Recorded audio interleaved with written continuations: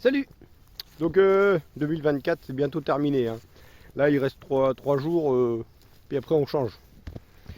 Alors je vais vous faire une petite vidéo quand même, la dernière de l'année, hein, concernant mes vaches. Pâturage, bon, sur la ferme de Cédric et Flavie, c'est tous les jours, toute l'année. Voilà, bon, moi mes animaux ils sont dehors au pâturage, hein, j'ai toujours... aujourd'hui maintenant j'ai toujours des animaux au pâturage. Le système il évolue, hein, c'est le lien entre l'agriculture de conservation des sols et le pâturage tournant dynamique. On améliore toujours la qualité du sol, l'importance du sol. L'importance, c'est la capacité du sol à tenir, à supporter des animaux, des tracteurs, des outils. Hein. Les animaux, les racines, fait qu'il y a une structure qui se tient. Et en plus de ça, l'eau s'infiltre. Donc on supporte beaucoup mieux les excès d'eau, beaucoup mieux les sécheresses. Enfin, c'est bénéfique dans tous les sens.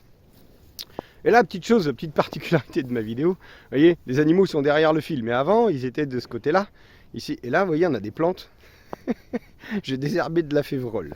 Voilà, donc ici c'est une prairie qui a été semée par la moissonneuse batteuse. C'est une prairie de mauvaises herbes, hein, c'est un essai, c'est du brome et puis du régras. Donc il y en avait un plein champ, je devais y faire un trèfle violet. Je me suis dit ça va être compliqué de faire un trèfle violet, parce qu'il va falloir désherber. Donc plutôt que de désherber, je me suis dit on va laisser ça tranquille, hein, on va en faire une prairie. Et j'ai semé un métail, alors c'est toujours compliqué de semer des métails. Ça marchait très bien moi les premières années. Plus le temps, plus le système avance, moi ce que je remarque chez moi, plus c'est compliqué de faire des métails dans les prairies. Parce qu'une prairie c'est vivant. Et en fait on a appris à prendre soin du sol et des plantes. Donc une prairie qui est vivante, elle est toujours en forme.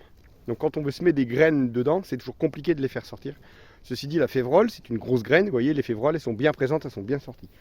Alors, on ne les voyait pas il y a 8 jours. Elles étaient au niveau de l'herbe. Et elles sont pas pâturées la févrole. Les vaches n'aiment pas la févrole.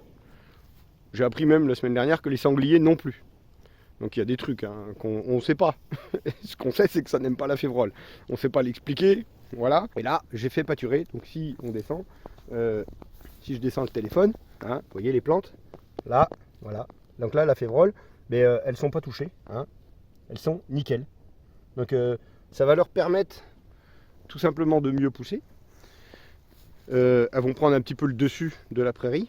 Et ça devrait aider la prairie à s'implanter l'année prochaine. Donc on verra parce que on fait toujours plein d'essais. Et vous allez voir que la févrole, elle s'arrête. Il y a un moment donné, il n'y en a plus.